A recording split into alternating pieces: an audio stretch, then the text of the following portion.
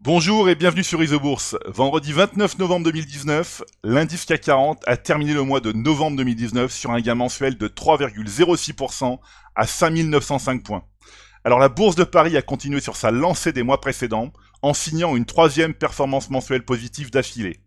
À moyen terme, les courbes de pression Isobourse 5 et 20 mois du CAC 40 poursuivent leur ascension depuis le croisement haussier validé en juin 2019. Du côté des valeurs moyennes, l'indice CAC Mid 60 a terminé le mois de novembre 2019 sur un croisement haussier des cours de pression Isobourse 5 et 20 mois. Cet événement positif à moyen terme devrait être le point de départ du rattrapage des valeurs moyennes sur les grandes. Quant au baromètre, des petites valeurs, l'indice CAC Small, il demeure très en retard par rapport aux indices CAC 40 et CAC 1060, mais il poursuit son redressement. Alors au regard de l'écartement des courbes et la dynamique positive de marché, un croisement haussier des cours de pression Isobourse 5 et 20 mois pourrait avoir lieu en janvier 2020. Un signal qui sera intéressant à surveiller quand on sait que l'effet janvier est généralement plus actif sur les petites capitalisations. Aux États-Unis, les indices représentatifs des big cap et mid cap sont eux aussi positifs à moyen terme. Alors ici, depuis juillet 2019 sur l'indice S&P 500.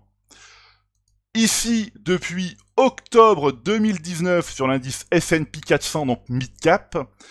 Et enfin, du côté des small cap, l'indice S&P 600 n'est plus très loin d'un signal haussier à moyen terme. Alors des signaux positifs qui s'accumulent sur les marchés financiers, mais ce n'est pas pour autant qu'il faut se jeter sur tout ce qui bouge. Il est important de faire preuve de sélectivité, de rigueur et de patience.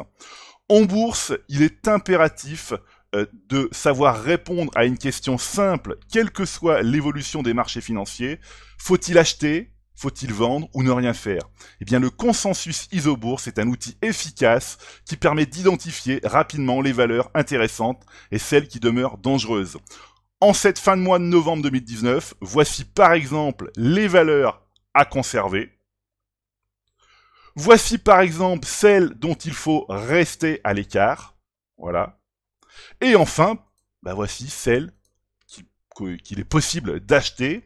Comme ici par exemple, l'équipementier automobile Faurecia qui vient de terminer le mois de novembre 2019 sur un signal d'achat.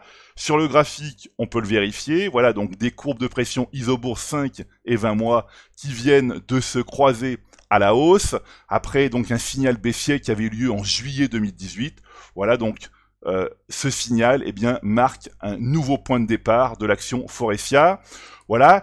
Et enfin, une chose importante, ici sur le graphique, pour la première fois depuis 2 ans, plus de 50% des valeurs de l'indice SBF 120 évoluent désormais au sein d'une tendance haussière de moyen terme.